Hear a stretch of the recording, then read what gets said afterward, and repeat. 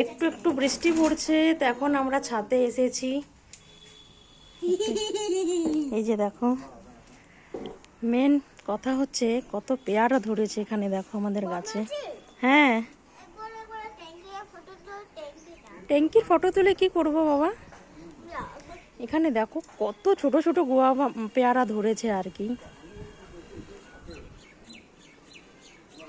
নিচেও অনেক ধরেছে, তো ওপরে একটু বেশিই ধরেছে।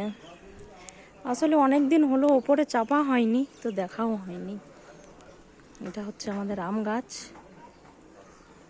এই একটি আম গাছ, যেটার আম খেতে খুবই সুন্দর আর খুবই ভালো, আর খুব কমই ধরে, মানে এই বছর প্রথম ধরেছিল। তো এখানে আমি পেয়ারাগুলো দেখে অবাক হচ্ছি। আর ওখানে দেখো এই যে নাঙ্গু পাঙ্গু।